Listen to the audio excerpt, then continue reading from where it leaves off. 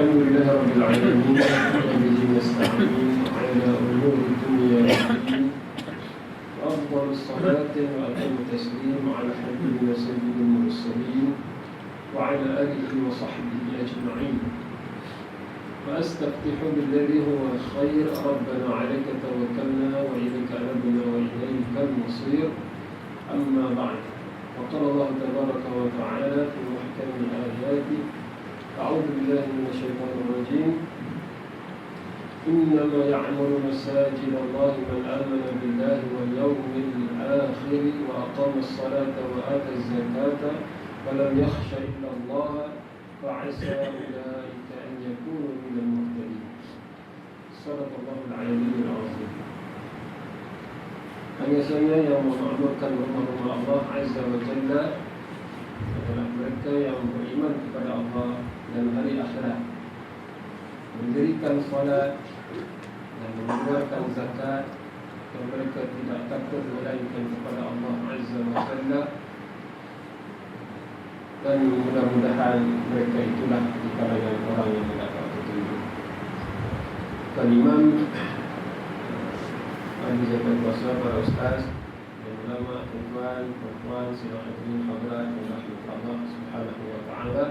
Alhamdulillah, pertamanya kita mengucapkan syukur kepada Allah Subhanahu wa taala kerana pada tahun ini kita dipilih oleh Allah untuk memakmurkan Ramadan, bulan Ramadan yang mulia ini sekali lagi. Dan mudah-mudahan dipanjangkan lagi nikmat ini sampai kita dapat melaksanakan, menyelesaikan semuanya insya-Allah dalam bulan ini dan pada tahun depan insya-Allah. Sambung lagi.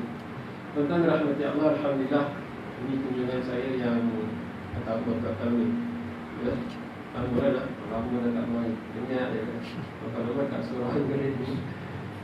Ingat kepada ahli surau yang sentiasa memakmurkan Allah.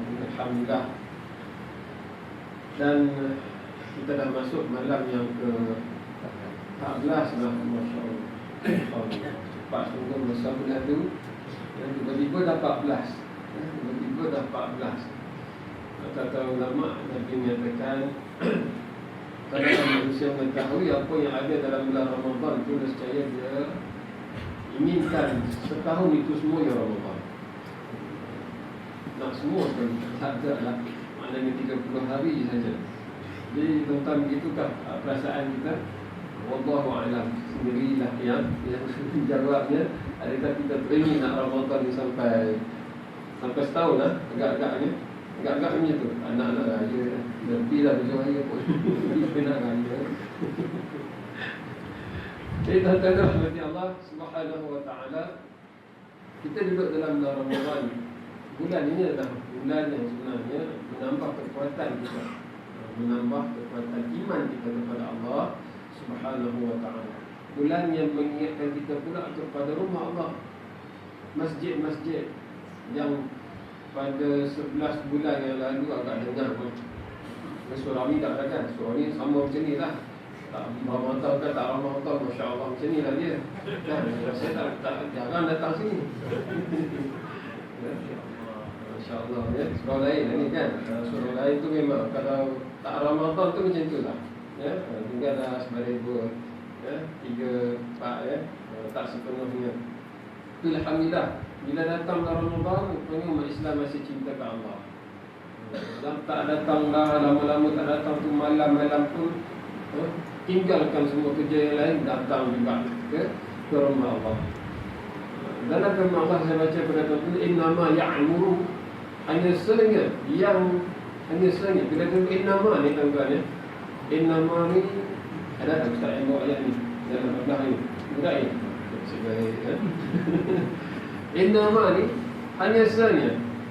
Maknanya selepas pada tu dia sebut itulah, yang semata-mata itulah dia orang ni. Kalau kita pakai innama al-a'malu binniyat, hanya sahaja amalan-amalan manusia itu ikut niat dia.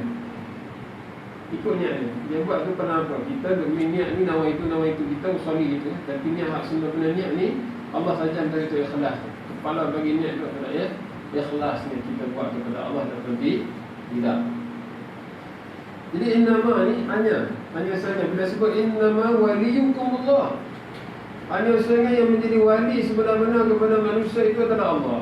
Yang nak tolong kita ni Allah, nak bantu kita ni Allah, nak menyelamatkan kita ni Allah. Ada yang lain? Kalau ada lagi yang lain dalam hati kita, maknanya kita tak betul lagi. Hakikat ilmu tu belum kita sampai lagi. Kita belum percaya betul-betul kepada Allah Azza wa Jalla. Bukan ya? Walaupun kita makan ubat kita apa sekali pun, kalau kita yakin ubat tu yang tolong kita, habis. Betul-betul tolong kita adalah Allah Azza wa Jalla. Ubat itu pun dia adalah makhluk Allah Azza wa Jalla. Inna hanya saja ya'muru, memakmurkan. Ma'mur ni apa? Daripada kalimah amara. Ya'muru itu daripada kalimah Arab amara. Amara maknahu abada. Amara maknanya menyembah. Jarang orang sebut kan? Tapi itulah maksudnya dalam kamus. Jika dia kata amara rabbahu, dia memakmurkan Tuhannya, maknanya dia bersolat, dia bersembahyang ataupun berpuasa. Itu memakmurkan. Ya'muru. Buka dalam kamus dia kata abadahu. Amarahu maknahu abadahu. Memakmurkannya itu menyembahnya. Subhanallah. Itu makna asal bagi mengimarahkan. Ya. Orang yang memakmurkan rumah Allah Azza wa Jalla, ya, siapa ni? Rumah Allah dulu sebelum kita pergi jauh lah. Kan? Memakmur ni kata ulama boleh saja dengan antara ulama tafsir ada kata makmur ni masuk dalam rumah Allah, duduk saja pun dekat makmur. Tak biar ke rumah Allah tu sunyi, tak ada orang. Macam rumah terbiar. Kan? Macam rumah terbiar, tak ada orang. Kan? Mana orang India lalu, orang Cina lalu tengok rumah ibadat orang Islam ni sunyi, lengah, tak ada benda. Kan? Jinnya tu. Alhamdulillah. Alhamdulillah.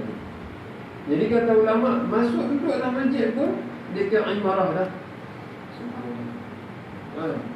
Itulah lagi kalau dah benokkan masjid tu, lagi cuci masjid tu, kan, bersihkan masjid tu, hampakan tikar masjid tu, cahayakan masjid tu, segala-gala yang disumbangkan ke masjid itu adalah mengimarahkan masjid. Hak lebih utama masuk beribadah. Kalau orang tak nampak benda ni, biar rumah Allah tu besar macam mana, tapi kalau tak ada orang duduk beribadah dalam rumah Allah tu, orang kata hebat ya, rumah Allah besar tapi tak ada orang. Subhanallah. Ya, besar, jemaah dia makmum dan imam dan makmum, seorang imam, seorang makmum. Allah Akbar. Gimana? Tapi kalau kecil sekali pun Allah penuh. La haula wala quwwata illa billah. Makmur. Jadi antara lebih penting dalam segala yang memakmurkan ini adalah menghidupkan rumah Allah. Bukan sekadar membina ya. Dan sebab itu disebut dalam hadis yang lain, antara tanda kiamat tu rumah-rumah Allah ni benar. Wahia amirah, rumah-rumah Allah masajidhum amirah wahia kharabun minal huda. Rumah-rumah Allah ni besar-besar, hebat-hebat, gah-gah, tetapi kosong daripada hidayah. Tak ada fungsi. Rumah Allah ni tempat disampaikan hidayah Allah kepada manusia. Subhanallah. Kuat tuan ya. Jadi mengimarahkan rumah Allah ni masjid Allah, rumah-rumah Allah. Kata ulama masjid ni maknanya macam-macam. Yang kita faham, dia kata mawadhi'is sujud, tempat sujud tu pun dia panggil masjid. Walaupun orang tak panggil dia masjid, tapi bagi Allah itu masjid. Dalam rumah kita ada satu sudut khas, di situ kita khususkan untuk kita dan anak-anak kita solat misalnya, itu masjid dalam rumah kita. Ini yang kita kurang sekali dalam hidup kita lah. Misalnya, kalau kita pergi rumah orang India, orang Cina, dia ada tempat toko, ada tempat ibadat dalam rumah tu kan. Masuk-masuk rumah orang Cina tu siap-siap kalau dia punya apa. Kan? Betul kan? Rumah lagi besar, rumah dia lagi comel dengan lampu apa-apa tu. Tak kan? Tak? Kalau rumah India pun masuk-masuk kena masuk macam masuk rumah Tuhan ni. Subhanallah. Pasal dia jadikan rumah dia tu juga tempat ibadat je. Jangan dia ada kuih dekat luar juga. Dia ada. Bukan kita nak contoh dia, tapi kita yang lebih patut buat sedemikian dalam rumah. Itu sebab itu ayat tu juga katanya menyebabkan rumah-rumah setiap orang Islam mesti ada dalam tempat ibadah. Tempat karaoke ada, tempat ni ada, tempat ni tiba-tiba tempat untuk sama-sama berjemaah dengan anak-anak tu tak ada. La haula wala quwwata illa billah. Kan? Bukan ya? Jadi Kalau boleh buatlah. Bukan tempat tu khusus bersih, orang tak boleh pijak dah. Tempat tu mana kita tahu itulah tempat yang bersih selalu, kita boleh solat dan sebagainya. Contohnya dan rumah-rumah Allah juga maksudnya ni. Macam rumah-rumah Allah ni, kata Imam Ghazali, paling tidak rumah Allah itu ialah tempat didirikan solat 5 waktu dalam kampung tu. Dalam kampung tu, orang kampung ni berjemaah kat situ solat 5 waktu. Nak panggil apa pun panggil lah, tapi dia adalah masjid. Cuma kalau kita tuduh dia nama masjid pula, timbullah hukum boleh iktikaf. Macam surah kita ni tak boleh iktikaf lah. Tetapi kehormatannya tu sama saja. Dalam ayat itu termasuk dikira tempat disujudnya kepada Allah dalam kampung itu dah tempat yang dikhususkan. Dia tak ada nama siapa-siapa rumah tu, kecuali diwakafkan kepada Allah Azza wa Jalla. Nampak Jadi surau-surau juga termasuk dalam ayat ini, memakmurkan surau-surau dan masjid-masjid Allah ni. Siapakah mereka tu? Pertama yang mereka orang yang beriman kepada Allah. Ni tak naklah kita buat masjid, kita derma buat masjid, tapi kita tak mari masjid. La haula wala quwwata illa billah. Macam mana? Kalau boleh kita mesti orang yang sentiasa menghadiri masjid. Bahkan Nabi ni buat keluar ayat cerita tentang masjid ni cukup banyak, tapi orang tak keliru. La haula wala quwwata illa billah. Sampaikan Nabi kata kalau malam gelap gelita pun jangan tinggal masjid, mari masjid. Waktu isyak zaman dulu mana ada lampu-lampu, sekarang insya-Allah lampu. Sana sini kereta pun berlampu, dulu naik kuda ada lampu, dah ada lampu. Taklah. Pada bukan lagi tak ada, kan? Subhanallah. Tu pun Nabi kata datanglah ke masjid. Nabi kata sampaikan berita gembira kepada mereka yang berjalan di waktu malam gelap gelita ke masjid-masjid. Apa jadi pada mereka itu? Mereka akan dapat cahaya yang sempurna di hari akhirat. La ilaha illallah. Mereka akan dapat cahaya yang sempurna di hari akhirat. Cahaya. Subhanallah. Dalam kegelapan di hari akhirat itu, mereka akan dapat cahaya. Inilah dia cara kita nak beli cahaya datang ke masjid. Bahkan Nabi kata orang yang jauh lebih beruntung daripada orang yang dekat. La ilaha illallah. Yang duduk jauh daripada masjid lebih beruntung daripada yang duduk dekat. Kalau dah ditakdirkan kena duduk jauh, Nabi kata apa? Duduk jauh tu lebih untung daripada dekat.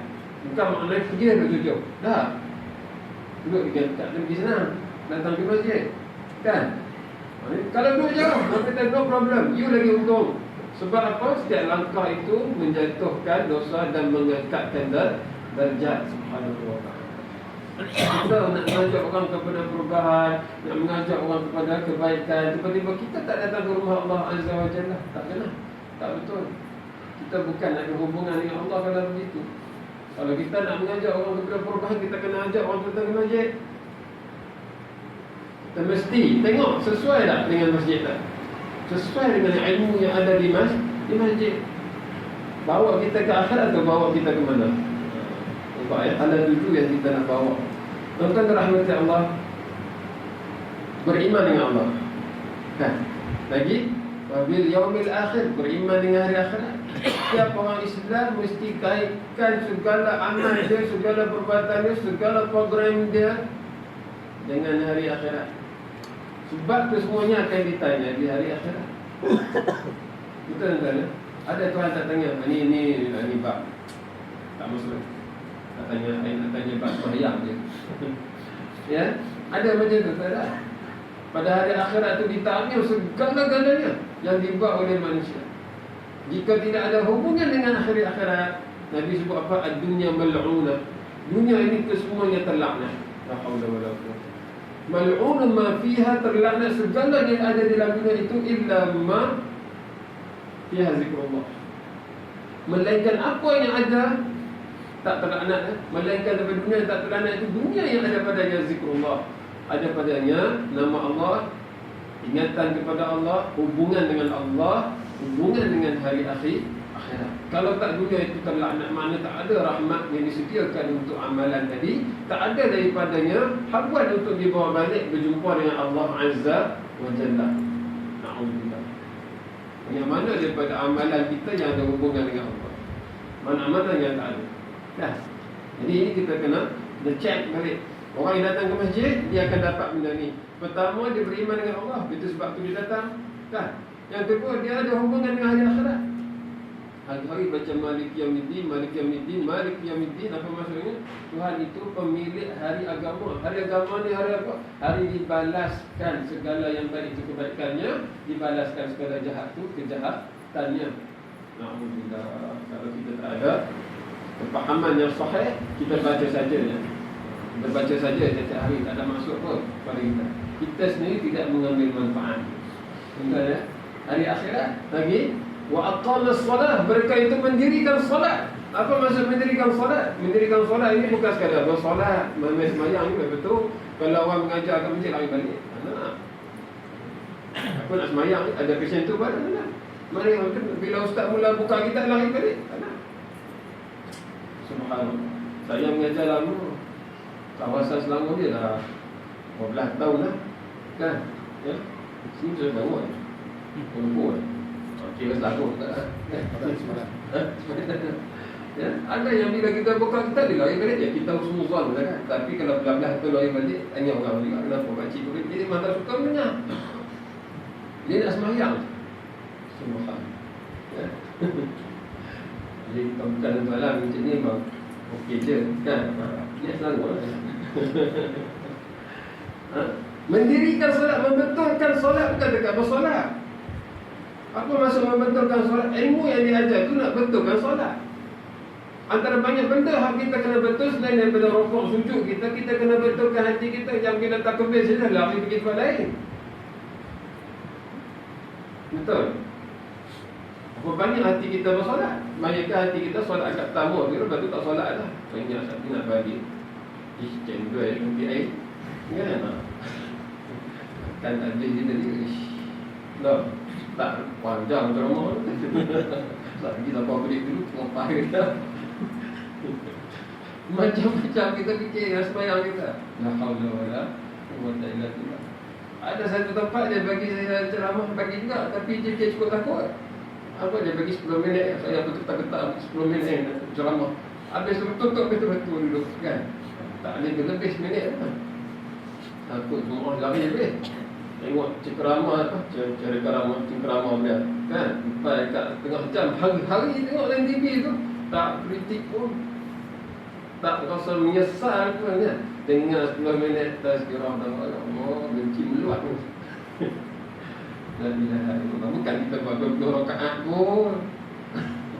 Kalau buat 20 rakaat pun betul lah kan. 8 rakaat pun bukan satu juzuk pun. Allah akbar. Berkiralah dengan Allah Subhanahu wa taala. Kita berkira dengan Allah ni, kita yang uji. Kita yang rugi. Tuan-tuan lah. Dan ni dia berapa memang nafsu tak sukanya. Baru ustaz cakap ni marah ni kan. Memang nafsu tak sukanya. Tapi memang pun kena sebut juga. Duka, sombong kan. Kita kena balik fikir. Tutup datang hati esok. La haula wala quwwata illa billah. Kan? Ini saya dengan kawan saya masuk AGM. Kan bypass. Sebab penuhan pun. Takutlah. Ya? Panggilan kita. Dah nampak jauh dah. Ya? Allah ni kan mati muda. Makan bagus-bagus kan. Tuan-tuan rahmati Allah, membetulkan sembahyang itu banyak maksudnya. Betulkan hati, betulkan segala-galanya, betulkan tujuan sembahyang itu, fahami hakikat sembahyang itu sebenar-benarnya. Orang yang bersembahyang, inna salata tanha 'anil fahsya'i wal munkar. Sungguh sembahyang itu melarang daripada fahsya. Fahsya ini segala hak kecil besar, hak maksiat itu semua tak patut dibuat oleh orang yang bersolat. Sebab kesan solat tadi mesti dapat halang dia daripada terlibat, involve dalam mana-mana gejala maksiat. Subhanallah. Sebab jangan involve sikit pun.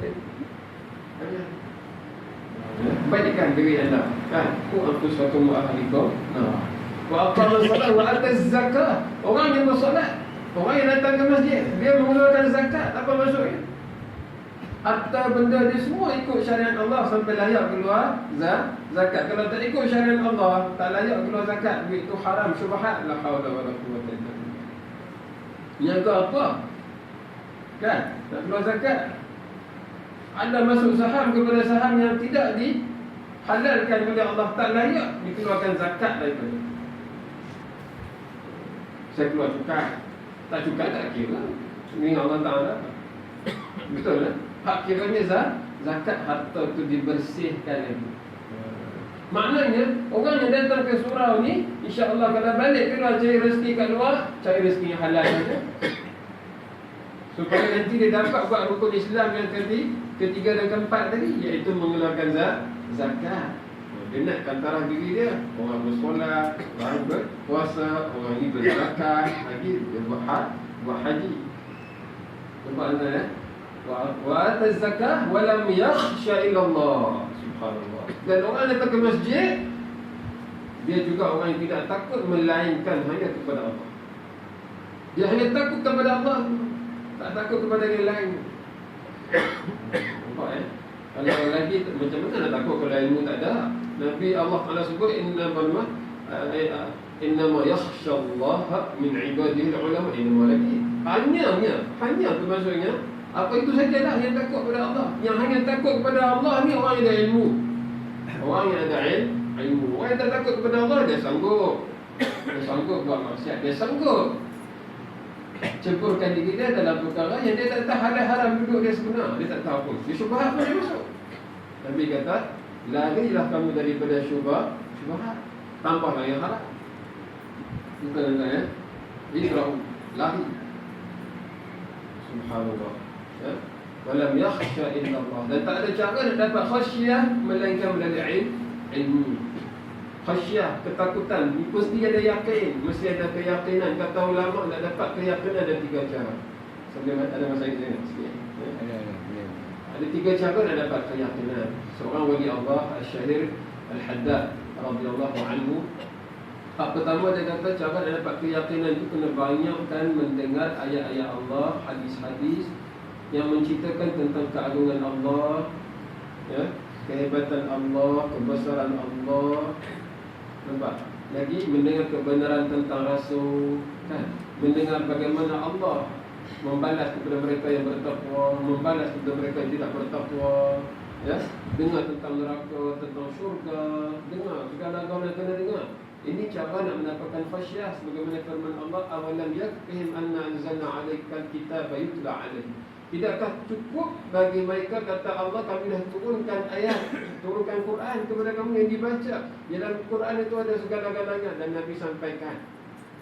Kalau hal ini kita tak banyak mendengar, tak akan dapat khasyatullah, tak akan dapat keyakinan kita kepada Allah Azza wa Jalla. Itu yang pertama. Kalau hal itu tak dapat, banyakkan pula melihat ke alam ini, mencari Allah di alam. Cari Allah, tengok langit, tengok matahari, tengok bulan, tengok laut, tengok tasik, tengok bintang, tengok segala-galanya. Semua itu mengkhabarkan tentang Allah Azza wa Jalla. Tengok tentang diri sini. Daripada kita kecil sampai kita sekarang ni, kita lama, kita boleh tongkat langit sampai bila, tuan-tuan? Daripada dulu kita rasa sangat kuat lari kan, kerana rasa tak kuat. Mana ada orang semakin tua semakin kuat, tak ada. Sehat sikit je daripada orang lain. Kata boleh tank orang muda mengarut je. Mengarut. Kan? Ada? Dekat 2 hari je boleh tank orang tu down balik. Kan? Allah Ta'ala menyebut sanurihim ayatina fil afaqi wa fi anfusihim. Kami akan tunjukkan kepada mereka tanda-tanda kekuasaan kami, dalam diri mereka dan dalam segala yang Tuhan ciptakan ini. Kita melihat, ambil iktibar. Tak. Itu cara kedua. Cara yang ketiga, hal ni yang kita dah buat ni, iaitu dengan cara melaksanakan Islam. Kalau kita tak laksanakan Islam, kita tak akan dapat keyakinan tentang Islam tadi. Kalau kita tak solat, kita tak dapat lazatnya solat. Kita tak zakat, kita tak dapat lazatnya berzakat. Itulah segala amalan Islam yang lain. Bahkan disebutkan dalam Quran, walladzina jahadu fina lanahdiyannahum subulana. Mereka yang bermujahadah di jalan kami, maknanya melaksanakan perintah-perintah kami. Mujahadah maksud kena hadapilah segala cabarannya. Orang suka, orang tak suka, kita tetap nak laksanakan Islam itu dalam diri kita, dalam keluarga kita, dalam masyarakat kita, dalam negara kita, kita nak laksanakan. Tak kira mereka ni tak takut melainkan hanya kepada Allah.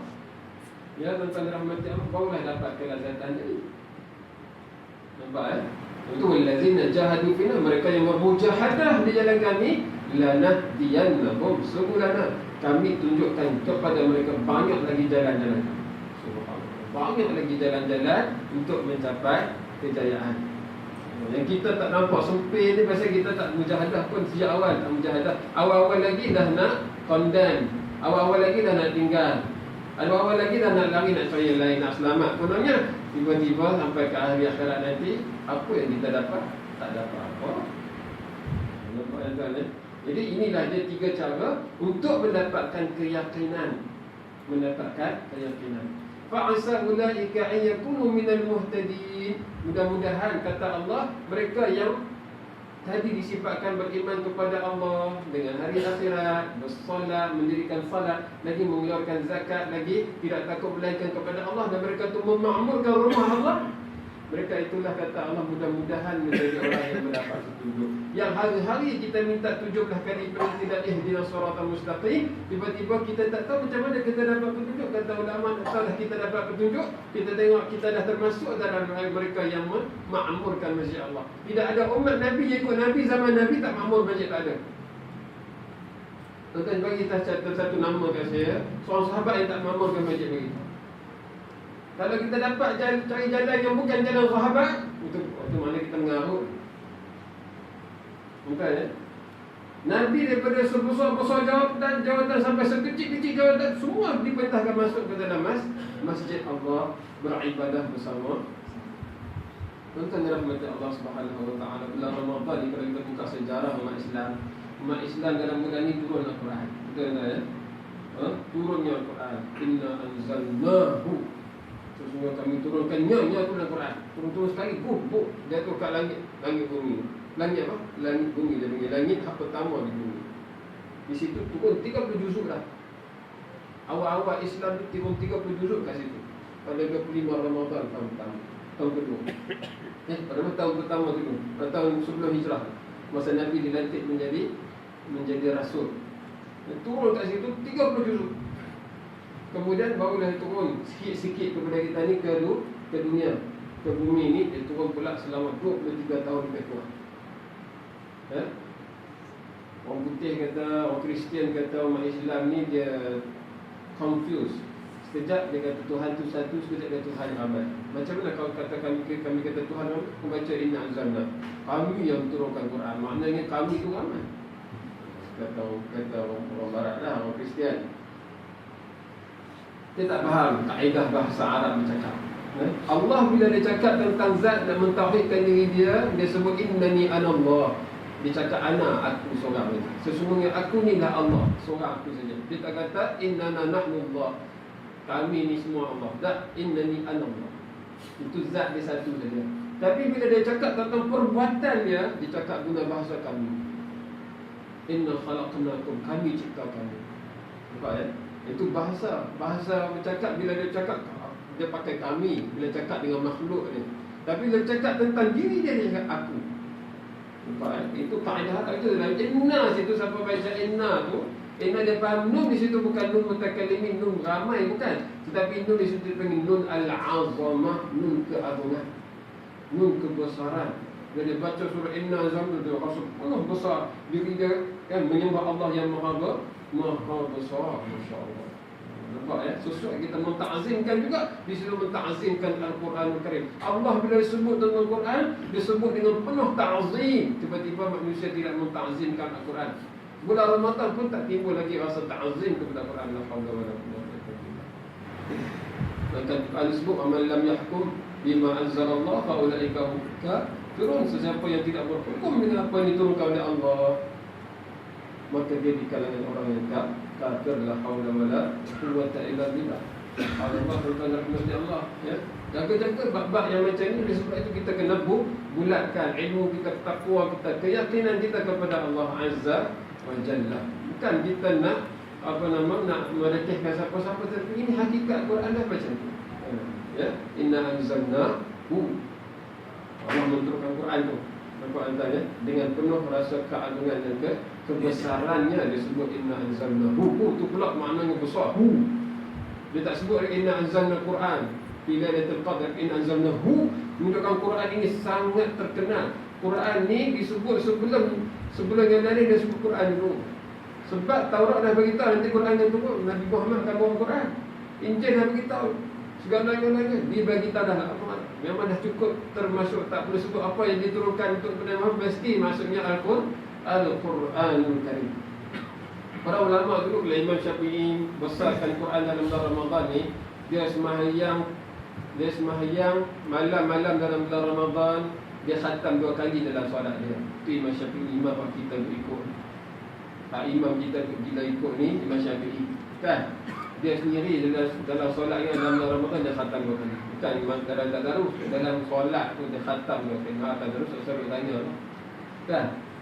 Anak murid dia Imam Buaidi khatam sekali saja setiap malam dalam solat. La ilaha illallah, kita nak habiskan kan sikit pun payah, 1 juzuk pun payah dah. Tu imam kita Syafi'i. Imam yang lain contohnya Imam Syu'bah radhiyallahu anhu. Syu'bah contohnya dia khatam Quran dalam hidup dia, sebelum dia mati dia beritahu lah, inilah amalan dia boleh buat pun dia tak larat nak buat. Sikit saja dia khatam Quran dia kata kan. Dalam hidup dia sebelum dia mati, dia sempat hanya dapat khatam Quran 60,000 kali je. Saya jadi bingung dengan cerita ni. 60,000 saya tahun sekali, kalau 60 tahun 60 kali kan, lebih lah, panjang dah kan. 60,000 kali kat mana imam ni kan. Saya dah baca banyak mana, umur dia berapa kan. Dia sempat menghabiskan 60,000 kali dia khatam Al-Quran. La haula wala quwwata illa billah. Sayyidina Umar radhiyallahu taala anhu, ya, bila dia masuk setiap majlis, hak pertama dia buat dia baca Quran. Sampai dia masuk ke dalam mahkamah, dia kalau waktu dia free, dia tak pergi mengkau, dia tak pergi kelas muka ke mana kah. Waktu free dia buat apa? Dia turun, dia pergi mahkamah. Dia masuk mahkamah, dia kata, hakim berat, aku pula. Tu time dia free. Time dia sibuk, dia pergi buat kerja dia, kerja-kerja pentadbiran. Itu Sayyidina Umar. Bila dia masuk, time, alamak Sayyidina Umar pula. Jadi dia buat magistrat. Ya, bila dia jadi pasal dia akan baca Quran, orang duk tunggu dia baca Quran. Sampai ada orang komplain Sayyidina Umar, ni kan time baca Quran. Nangis dia. Dia kata, ya Allah, aku takut inilah dia, orang yang macam ni, yang Quran nanti pada hari akhirat dia bangun, dia kata, sesungguhnya kaum aku telah meninggalkan aku. La haula wala quwwata illa billah. Jadi tuan-tuan rahmati Allah, kita dah masuk bulan Ramadan ni, kita cuba buat koreksi diri kita insya-Allah. Mudah-mudahan dengan saya baca surah At-Taubah tadi dapat bagi sikit input kepada tuan-tuan. Kita ingat kita dalam bulan yang penuh kekuatan, sebenarnya bukan penuh kelemahan. Dalam bulan ni Allah Ta'ala menangkan kita dalam perang Badar, ya. Dalam bulan ni Allah menangkan kita dalam perang Qadisiyah. Dalam bulan ni kita Qadisiyah, kita Sayyidina Umar, kita 8,000 saja tuan-tuan. Dia orang 60,000. Kalah dia orang, ya. Jalinus kalah, Rustam kalah, Zulhajib kalah. Bukalah cerita tentang perang Al-Qadisiyah. Pembukaan Sepanyol dalam bulan Ramadan, pembukaan kota Mekah dalam bulan Ramadan, perang Tabuk dalam bulan Ramadan. Subhanallah. Semuanya adalah peperangan yang dimenangi oleh umat Islam. Semuanya dalam bulan Ramadan. Zalaqah dalam bulan Ramadan, Injalut dalam bulan Ramadan. Ya, pembukaan Eropah oleh Islam dalam bulan Ramadan. Kalahnya Mongol di tangan Salahuddin Ayyubi bulan Ramadan. La ilaha illallah. Contohnya, buka senarai panjang. Umat Islam berperang dalam bulan Ramadan dan meraih kemenangan yang amat besar. Subhanallah. Ya, tak cerita lagi tentera-tentera yang ditunjukkan karamah oleh Allah SWT. Ya, yang macam-macam bentuk karamahnya Tuhan bagi kepada umat Islam kerana mereka yakin dengan Allah Subhanahu wa ta'ala.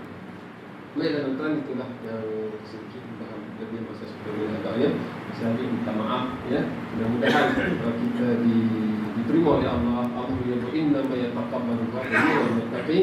Allah hanya menerima daripada mereka yang bertakwa sahaja.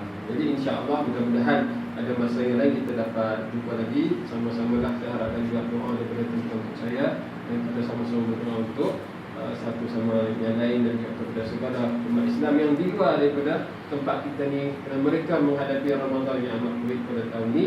Mudah-mudahan Allah menangkan Islam di Mesir, di Palestin, di Syria. Tahun tahun mereka menghadapi Ramadan dengan amat pelik. Mudah-mudahan kita bersama-sama mereka dalam doa, insya-Allah. Aku qauli hadza wa astaghfirullah. Wassalamualaikum warahmatullahi wabarakatuh. Waalaikumsalam.